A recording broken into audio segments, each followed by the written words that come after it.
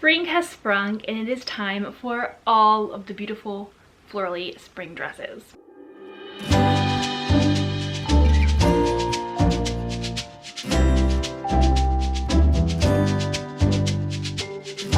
Hello friends, welcome back to my channel and happy spring for those of you who live somewhere where spring is springing up and all the flowers are budding and trees are blooming and, well, trees are budding, flowers are blooming, grass is shooting up, all the things. I thought that we were very close to an early spring here in Wisconsin because our winter has been more mild than what it typically is. Not that I have actually experienced like a full-blown Midwest Wisconsin winter, because like I said, it has been very mild since I moved here, and all of the trees were starting to bud out. My tulip bulbs and daffodil bulbs that I had planted were starting to kind of spring up out of the ground, and I really thought we were going to have like an early spring, earlier than usual, because usually it's still snowing by now. But Wisconsin had other plans, as we literally got snow the past like 3 days, like full-blown winter now, full-blown winter, where everywhere else is literally coming into spring. And I just think it's so funny. Not totally complaining because I do love the snow and I really didn't get to experience this wintry weather in like real winter, so I am soaking it up, even though it is definitely setting back some of my spring plans. But with that, snowy, cozy days are the perfect time for working in the studio and sewing, which brings me to today's video, working on a very fun spring dress. Now, this dress I actually decided to make because this coming Sunday is Easter. Now, when this video comes out, it's probably going to be like a week or two after Easter, but every single year I have always focused on like making a brand new dress for Easter. For me, I'm very traditional in that sense, where I love dressing up extra like springy and florally for Easter. There have been a number of years where I have even donned an Easter hat, and I just love that. I think it's a great excuse for such an exciting day as Easter to wear something fun and springy, which brings me to this project that I'm going to be working on, which is a really fun florally spring dress. But the kind of twist in this project is that I'm going to be using a pattern from the 70s, and I don't think I've actually filmed any videos for my channel where I'm actually using a vintage sewing pattern, which is kind of strange because I have so many vintage sewing patterns.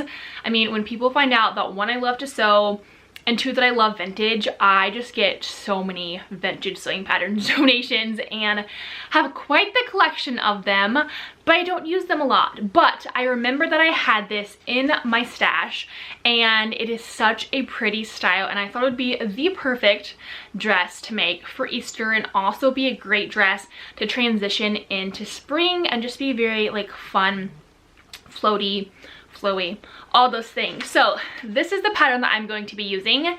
It is a McCall's pattern. Well, it's called Carefree Patterns from McCall's 5501. I'm not sure if patterns actually put dates.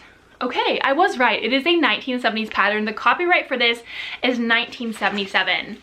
And this is the style. Given the style, I definitely could figure out that it was from the 1970s. And so I really love just the flowiness of these dresses. And it's really fun because you could have like a midi dress, a maxi dress, and then like a tunic-y top, which I really liked. I am going to be making essentially this maxiest dress, although on me it's probably going to be a little bit more midi length, or we might cut it to be midi length, but I'm going to be adding these like flowy sleeves because I just really love those.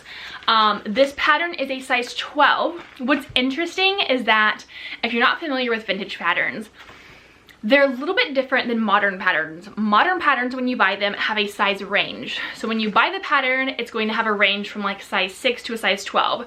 So anyone who falls within that size range of size 6 to a size 12 can make the pattern, and there's different lines cutting it to the different sizes.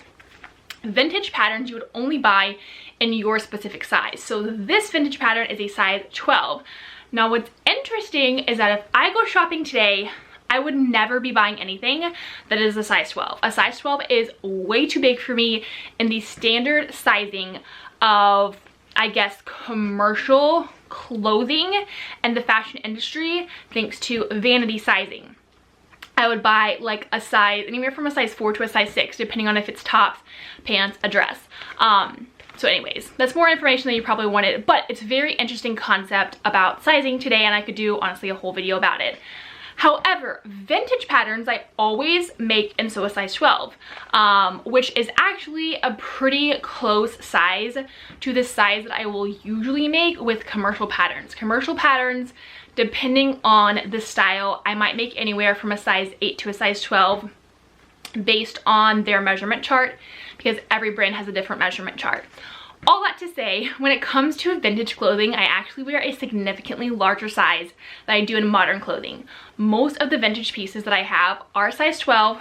Some of them are like a size 10 or a size 8, but a lot of them actually are a size 12, which is really interesting because back in the day, someone who would be my typical measurements and size would actually be wearing a larger size than they would be in modern times. And that's because of vanity sizing, where we have smaller numbers and sizes on things to make us feel better about the clothes that we're wearing, when in reality, they aren't actually the size that we're wearing. So anyways, that's a little crash course on sizing. But all that to say, this pattern is a size 12, and I looked on the measurement chart, and the bust, the waist, and the hip measurement are actually pretty much spot on to what my measurements are, give or take like an inch or half an inch. And because this dress is pretty kind of just not super form-fitting, it looks like it doesn't have any darts.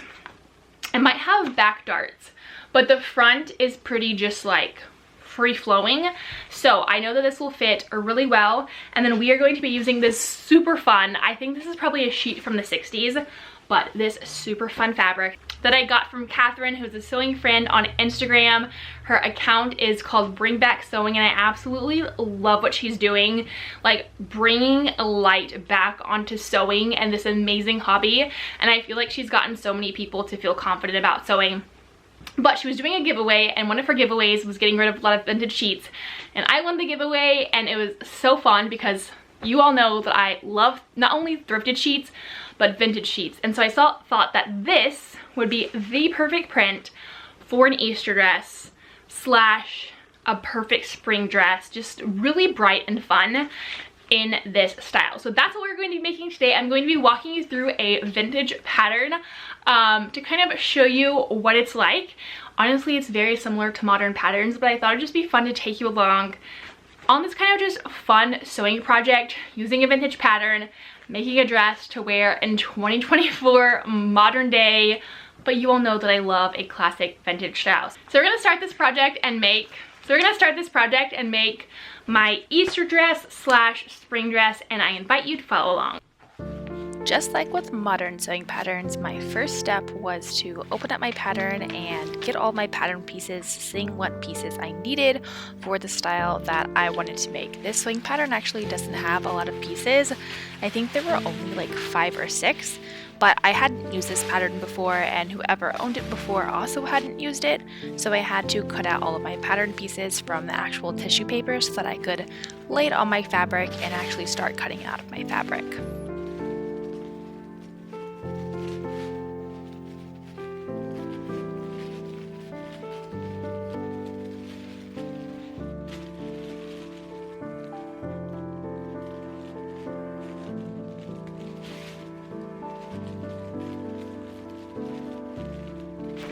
Once I had all my pattern pieces ready to go, it was time to lay out my vintage sheet. The unique thing about vintage sheets is that they're obviously, well, really any sheet, they're wider than your standard fabric. Most fabric comes in 45-inch widths, and sheets, especially if you're using a larger sheet, is going to be wider, so you usually have a little bit more fabric surface area to work with.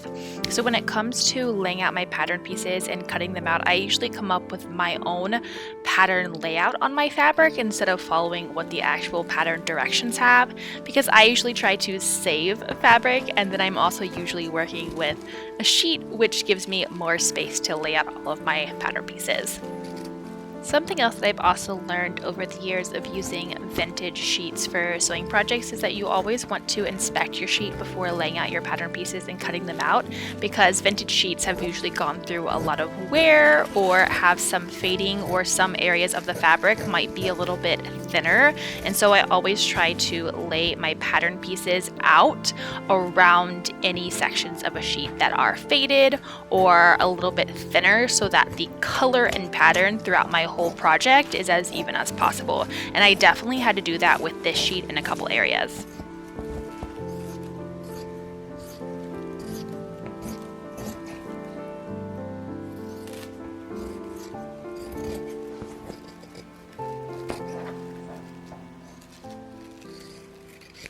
Okay, so I cut out all of my pieces for this pattern. It's actually a super simple pattern. You just have 2 pieces for the front that get sewn together, 2 pieces for the back, your sleeve, your yoke, and then a yoke facing.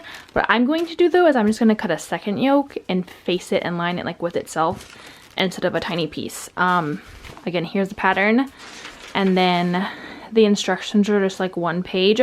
I opened it up because I wanted to see how they did the yoke facing, to figure out if I could just face it with another piece that's the same shape. And I'm gonna do that because you top stitch it anyways over here, so it makes more sense to just line it with the exact same thing rather than just like this random little piece, because that doesn't make a lot of sense. Oh, and we also have this bias piece that's going to be the tie on like the neck of the dress. So all the pieces are cut out. Now we're just gonna sew it together, and it's actually gonna be really easy because it's just like basically all straight lines. I do need to transfer the markings for this dart. And as I was looking at this vintage pattern, I feel like there's way more like writing on the vintage pattern pieces than there are on just regular, like modern patterns. I don't know. Maybe that's just me, but I feel like they write a ton of stuff on here. But anyways, let's get sewing. The first step in the sewing process is to pin my long back darts together. I already transferred the markings onto my fabric, and now I'm just going to align all of those dots and markings up and pin them. So these darts in the back of the dress are really going to contour it to kind of the curves of my back and give the dress a little bit more of a fitted but yet still loose kind of style, which I really appreciate about this specific style. So we're gonna pin these, and then we're going to sew it from narrow end to the wide end in the middle, and then back to the narrow end. Before sewing my darts on my actual sewing machine, I did take my 2 front dress pieces and sewed them together. So the front of the dress is going to be made up of a right side and a left side that are sewn together down the center. Same thing for the back. So I needed to sew those together first to create a full piece for the front and a full piece for the back. After my front and back sections were sewn together, I then could sew my back fitting darts, and as you can see, I start off right on the edge of fabric, very narrow. It gets larger, and then we narrow it back down. So it's kind of like this really wide and long and skinny kind of C shape, and this creates a dart that is going to fit to the contours of your back.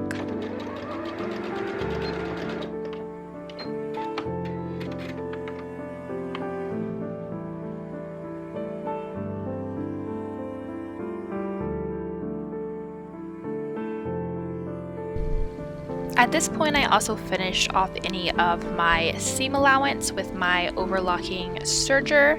I also pressed all of those seams open because this is going to be the center seam on the front of my dress, and then I'm also going to press those back darts so that they're really nice and crisp. So I first start on the wrong side of the fabric, pressing it towards the side seam, and then I also give the right side of the fabric a little press as well. And as you can see, this is what that dart kind of looks like once sewn. Next, it was time to attach what is kind of known as the yoke for this dress. It's the area that's going to fit kind of around my neck and is also going to be attached to the main portion of the front of the dress. So I do this by matching up the triangles on the left side angle of the top portion of this dress, and then I have to pivot it and kind of move this yoke over to pin it to the other side. Really, it's not a yolk like in an egg, but a yoke as in a fabric piece. Anyways, you get what I mean. We're just going to keep that in the voiceover and the recording. So after these triangles are matched up, we're then going to sew it on the sewing machine. This part took some finagling, and honestly, I'm still not even super happy with how it ended up looking, but that's okay. I think the hardest part of attaching this yoke to the front portion of the dress is working with the really sharp angle in the center of the dress because kind of the point of the yoke aligned with the center seam of the dress, and you wanted it to be really sharp and distinct, and just kind of figuring out how that was going to work was a little bit tricky. After I sewed it, I then press up my seam allowance, and then I am going to attach kind of the lining to the yoke. So originally the pattern didn't have this lining, there was just an interfacing piece. I really don't like interfacing, I prefer to line, so I just cut it out a second time. Now before we actually use it as an actual lining, I need to sew kind of a V down the center portion of this yoke. That's going to be the open area that ends up having a tie later on. So first we're just going to sew it, as you can see here, and then I'm going to trim it and snip it open so that I can flip this lining to the inside of my dress.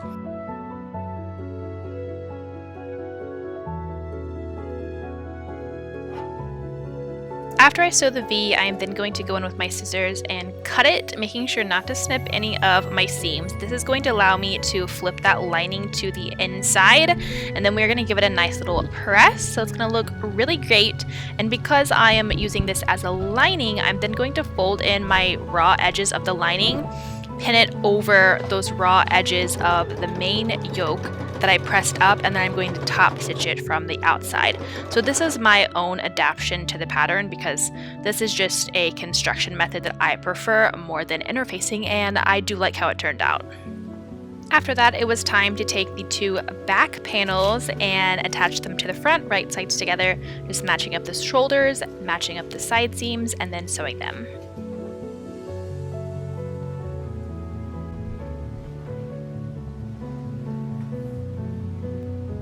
After the front and back are connected, I then take my two bias strip pieces that I cut. These are going to encase the raw edges around the neckline in kind of a bias bound neckline, but they are also going to extend past that V in the center front and become the ties.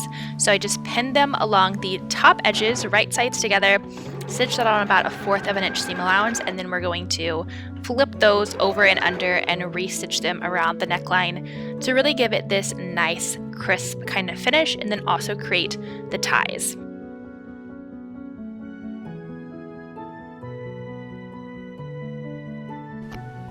After I stitched those bias pieces around the neck, I then ironed them over. I also folded in the edges about 1/4 of an inch, and then I pinned them all the way around the neckline and down the tails of my tie, and then I also just top stitched that all the way around the neck and then down the ends of my tie to kind of encase everything together.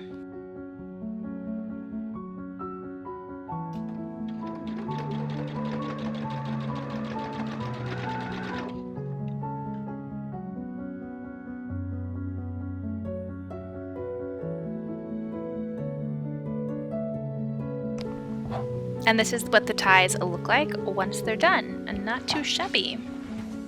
Alright, now it's time to attach the sleeves, and the sleeves were also an interesting part of this dress because there were also some very sharp angles.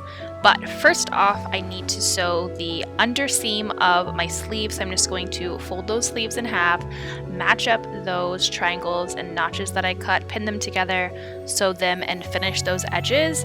And then I will also hem them before I attach it to the actual dress.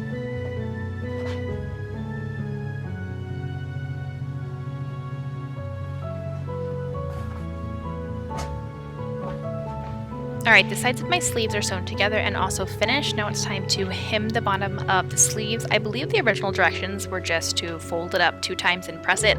I'm going to use a rolled hem foot on my sewing machine. I prefer to do rolled hems when I want a really tiny hem, and I'm also using kind of a hem on the bottom of something that's slightly curved. So this makes it really quick and easy to just hem the bottom of my sleeves with this sewing foot that rolls my fabric as I'm stitching.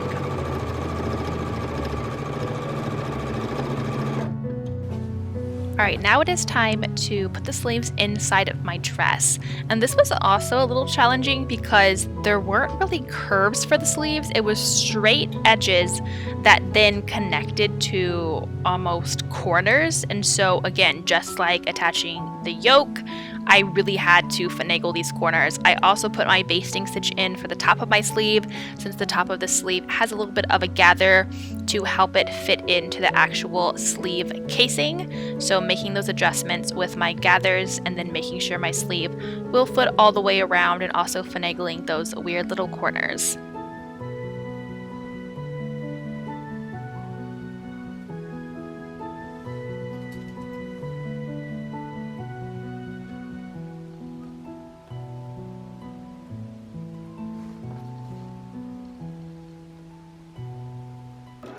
Then it's just time to sew the sleeves into the dress. And this is what the sleeves look like. As you can see on the sides of the yoke, that's where there are the really distinct kind of corners and edges for the sleeves. That was the portion that was a little tricky to attach. Then I'm just installing the zipper down the back center of my dress. Eventually one day I will create and film a zipper installation tutorial, but here's just a very short snippet of how I installed the zipper in the back of this dress.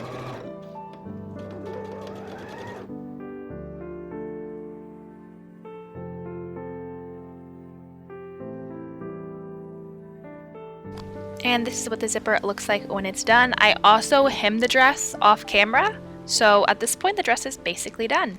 Alright, so I finished my Easter dress made out of the vintage sheet using the 1970s pattern. I'm actually wearing it right now. I pretty much liked how it turned out, except for I feel like the front could have used the long darts like the back has, just to be more form-fitting. I don't know, maybe it's that my hips are a little bit wider than the sizing of this pattern, and so the dress kind of fits more snugly around my hips, whereas my torso is much more petite. So I feel like I could also have, I'm just gonna show you what I'm talking about, taken up the sides right here a bit more so that it would have actually like contoured more to my body. So I might make some adjustments along the way, but overall I do like how this turned out. It was also a very, very comfortable dress, so I'll show you the whole thing. Have worn it all day today on Easter. I always am a huge like fan of making something new every year for Easter. Usually it is something made of like a vintage floral sheet because they're always so fun and colorful. And so that was just fun. I paired it with a yellow sweater, but I'm not gonna wear that for the reveal because I want you to see the actual dress and the super fun sleeves. So let's head outside and I will show you the reveal. The realities of the fact that it is muddy outside and these shoes would not hold up in the mud, so we have to wear our gardening shoes and then we're gonna change for the actual reveal.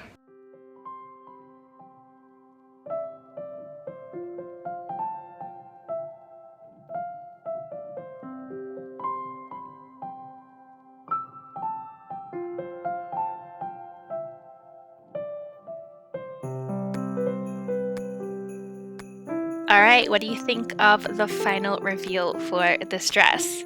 I really love how this turned out. I love how it is still so reminiscent of the 1970s, reminiscent of what I love about vintage fashion, but styled in a more modern way, and was honestly so perfect for Easter and will continue to be worn throughout the spring. Aside from the super fun print, I think my favorite part of this dress is just the really fun flowy sleeves and also just the laid back fit of this dress. I styled this dress with my new shoes from 7 or 9 Shoes. These are super comfy heels. They have like this air foam technology around the toes, which honestly makes them way more comfortable than any heels I've worn before. If you're interested in checking out their shoes, you can click the link in the description of this video. As always, thank you so much for watching my videos, and I hope that you enjoyed this tutorial sewing a vintage pattern out of a vintage sheet for spring. Happy spring, everyone. If you like this video, make sure to give it a thumbs up and make sure that you're subscribed to my channel so you don't miss out on any of the spring and summer projects hitting my channel soon. Thanks for watching. Bye.